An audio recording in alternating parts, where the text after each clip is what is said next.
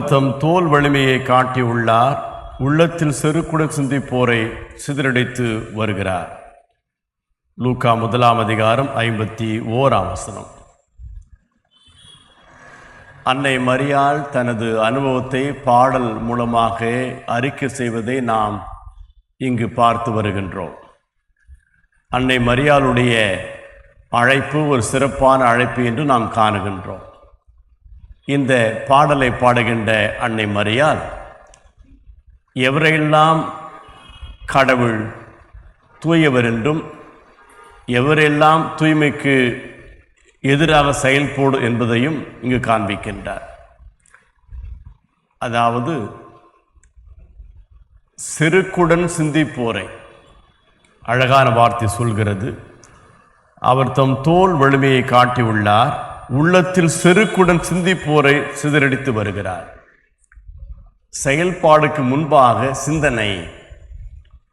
உள்ளத்தில் பிறரை அடிமைப்படுத்த வேண்டும் என்று ஒரு எண்ணம், பிறரை துன்புறுத்த வேண்டும் என்று ஒரு திட்டம், இதன் வழியாக பிறரை அடிமைப்படுத்தி செயல்பாட்டுக்கு முன்பாக நாம் சிந்திக்கின்றோம்.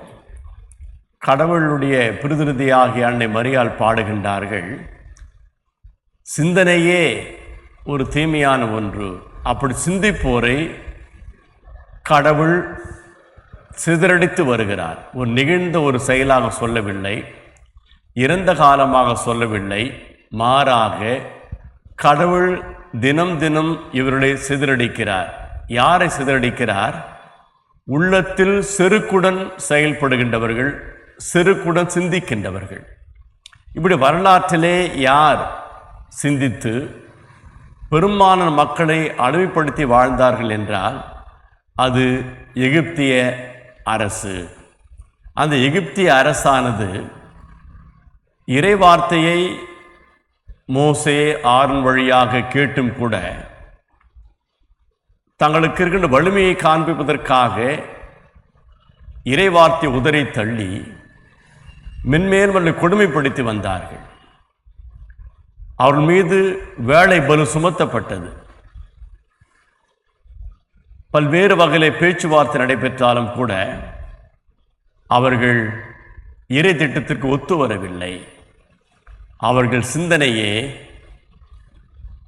பிறரை அடிமைப்படுத்துகின்ற சிந்தனையாக இருந்திருக்கிறது. இதுதான் செருக்குள்ள சிந்தனை. கடவுள் தன் திட்டத்திலே அந்த சிந்தனையை சிதறடித்து அவர்கள் ஆட்சிக்கு ஒரு முற்றுப்புள்ளி வைத்து இஸ்ரேல் மக்கள் எகிப்திலிருந்து விடுவிக்கப்பட தன்னை அர்ப்பணிக்கின்றார்.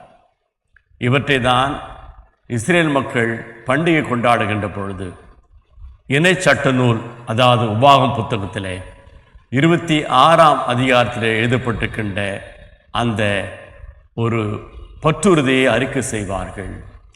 நாங்கள் வலிமையற்று இருந்தோம், கடவுள் தனது தோல் வலிமையினாலே எங்களை மீட்டெடுத்தார், நாங்கள் விடுதலை பெற்றுக்கின்றோம்.